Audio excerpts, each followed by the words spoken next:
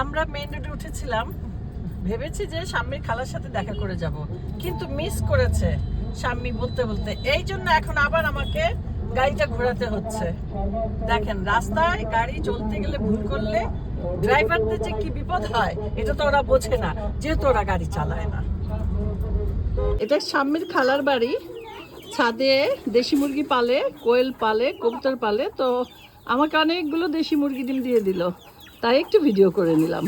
কোথায় এসেছে বাবু? আমি জানি না কই ও ঠিকই বলছে, ও জানে না কই আসছে। এটা শাম্মীর খালার বাড়ি, তাই ও বললো আমি জানি না। একদম ঠিক বলছে। বাবু, তুমি গাড়িতে উঠতে না উঠতে ঘুমিয়ে গেলে? আমরা তো এখন ঢাকায় যাচ্ছি, তুমি তো যেতেই চাওনি, বলছো যে থেকে যাব।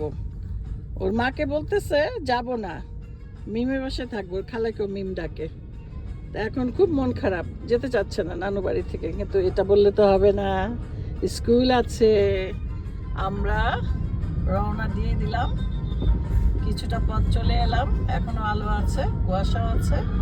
এরপর রাত হয়ে যাবে, তারপরে দেখা যাক কত দূর কি হয়, পরেরটা পরে বলবো। হ্যাঁ কি তুমি ছাগল নেবে? হ্যাঁ তাহলে ছাগল যদি হিস্যু দেয় কি হবে তখন? না কমাই দিবে ও, কমতে হিস্যু দিবে? হ্যাঁ তারপর ছাগল কি তোমার সাথে স্কুলে যাবে? আর ব্যাগ ও, ছাগলের আবার স্কুলে ব্যাগ দিতে হবে? বড় ব্যাগ? দেখো বড় বড় ব্যাগ, ইয়া।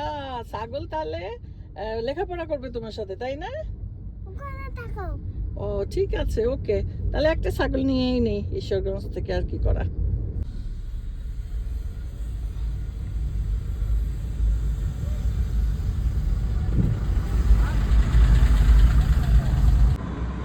তিন দিন পর আজকে ঢাকায় যাওয়ার সময় এক জায়গায় এলপিজি পেলাম। 1000 টাকা দিতে চাচ্ছিল অন রিকোয়েস্টে, আমাকে দেখে তারপরে একটু বেশি দিল, তা ফুল করে দিল না। যাক, যা পেয়েছি তাই, এতেই আমি সন্তুষ্ট। এলপিজি নিয়ে আর কোথাও খামিনি, আজকে চা কিছু খাইনি রাস্তায়, একবারে চলে আসলাম উত্তরে। এখনো আসি, বার্গার খাবে, সামনে বার্গার খাবে।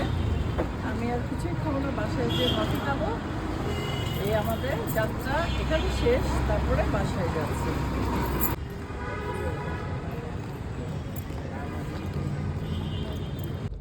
পানি পিপাসা লেগে গেল আছে।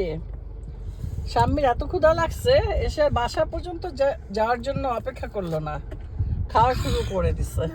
অবশ্য আমার জন্য একটা এনেছে, আমিও খাচ্ছি।